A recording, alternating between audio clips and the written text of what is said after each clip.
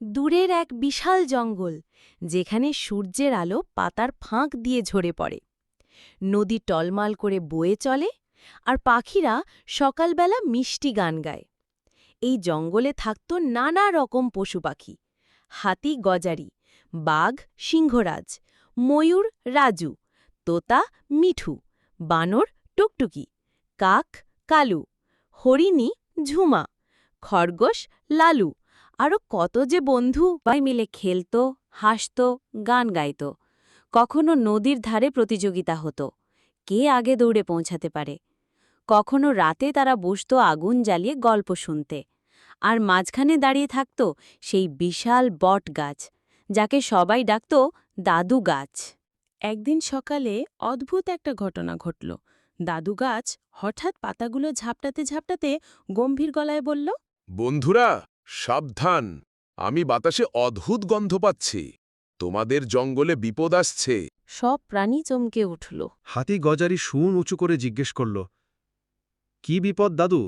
তোতা মিঠু কিচিরমিচির করে উঠল, আমরা কি সবাই মরে যাব? দাদুগাছ বলল, না, তবে বিপদ তোমাদের ভেতর থেকেই আসবে। চালাক শেয়াল কুটকুট জাদুর শক্তি পেয়েছে। সে চাইছে রাজা হতে। তোমাদের বন্ধুত্ব নষ্ট করার চেষ্টা করবে। বাঘ সিংহরাজ গর্জে উঠল, আমরা যদি সবাই একসাথে থাকি, কোনো শেয়াল কিছু করতে পারবে না। সবাই হাততালি দিল, কিন্তু ভেতরে ভেতরে অজানা ভয় ঢুকে গেল। কুটকুট শেয়াল ছিল জঙ্গলের ধূর্ততম প্রাণী। সে সব সময় ভাবত, কেন শুধু সিংহ হবে রাজা? আমি কেন পারব না? আমি যদি সবাইকে বোকা বানাতে পারি, তবে একদিন আমিই রাজা হব। এক রাতে কুটকুট গিয়েছিল জঙ্গলের গভীরে এক পুরনো গুহায়। সেখানে বাস করত এক বৃদ্ধ জাদুকর কাক। কাক তাকে শিখিয়েছিল এক অদ্ভুত মন্ত্র, যা প্রাণীদের মনে সন্দেহ ঢুকিয়ে দেয়। কুটকুট ভাবল, এবার কাজ হবে।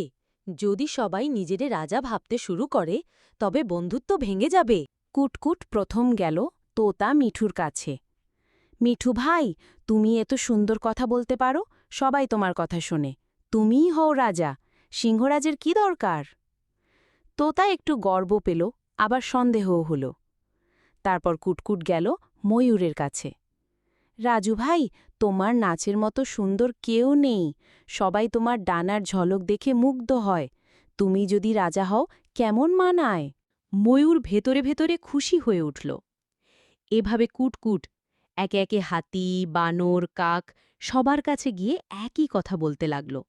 যার যার মনে বীজ বপন করল, তুই রাজা হতে পারিস। আগে যারা একসাথে খেলত, তারা এখন আলাদা হয়ে গেল। তোতা ময়ূরের সঙ্গে কথা বলে না। হাতি ভাবে, আমার শক্তির সমান আর কেউ নেই। ময়ূর ভাবে, আমার সৌন্দর্যের সমান আর কেউ নেই। খেলার মাঠ ফাঁকা হয়ে গেল। কেউ আর হাসাহাসি করে না, গান গায় না। এই দৃশ্য দেখে কুটকুট খুশিতে লাফালাফি করল। আর কিছুদিনের মধ্যে আমিই হব রাজা। এই জঙ্গলে ছিল ছোট্ট কাঠবিড়ালি চিকি। আকারে ছোট হলেও মাথা ছিল ভীষণ তীক্ষ্ণ। চিকি খেয়াল করল, কেন হঠাৎ সবাই ঝগড়া করছে। সেই গোপনে কুটকুটকে অনুসরণ করল। এক রাতে সে শুনে ফেলল, কুটকুট হাসতে হাসতে বলছে, আমার জাদুতে সবাই আলাদা হয়ে গেছে। কাল আমি রাজা ঘোষণা করব। চিকি ভয় পেল, কিন্তু দৌড়ে গিয়ে হাতি, বাঘ, ময়ূর, তোতা সবার কাছে খবর দিল। প্রথমে কেউ বিশ্বাস করল না। তখন দাদুগাছ গম্ভীর গলায় বলল, পরদিন সকালে কুটকুট মঞ্চে দাঁড়িয়ে চিৎকার করে বলল, শোনো জঙ্গলের সবাই, আজ থেকে আমিই তোমাদের রাজা। কিন্তু তখনই সামনে এসে দাঁড়াল হাতি গজারি, বাঘ সিংহরাজ, ময়ূর রাজু, তোতা মিঠু আর ছোট্ট চিকি। তারা একসাথে বলল, আমরা ঐক্যবদ্ধ, কোনো জাদু আমাদের আলাদা করতে পারবে না। হাতি শিং বাজাল, বাঘ গর্জে উঠল, ময়ূর রঙিন ডানা মেলে নাচল। শিয়াল পালানোর পর সবাই খুশি হয়ে গেল। আবার খেলা শুরু হল, গান গাওয়া শুরু হল। তোতা বলল, আমি দুঃখিত, আমি লোভ করেছিলাম। ময়ূরও বলল, আমারও ভুল হয়েছিল। হাতি, বাঘ সবাই মাথা নিচু করে একে অপরের কাছে ক্ষমা চাইল দাদু গাছ মৃদু হেসে বলল, ভুল করলে সমস্যা নেই, তবে সেটা বুঝে ঠিক করতে হবে। সেদিন রাতে বড় উৎসব হল।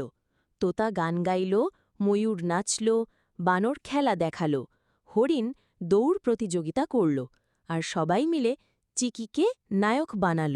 সিংহরাজ ঘোষণা দিল, আজ থেকে চিকি হবে আমাদের জঙ্গলের সাহসী রক্ষক। সব প্রাণী একসাথে ডাক দিল, চিকি জিন্দাবাদ, ঐক্য জিন্দাবাদ। সেদিন থেকে জঙ্গলের সবাই বুঝে গেল, ঐক্য থাকলে কোনো বিপদই জয় করা যায়। লোভ করলে বন্ধুত্ব নষ্ট হয়, কিন্তু বিশ্বাস রাখলে সুখে থাকা যায়। আর ছোট্ট কাঠবিড়ালি চিকি হল সবার কাছে সত্যিকারের নায়ক।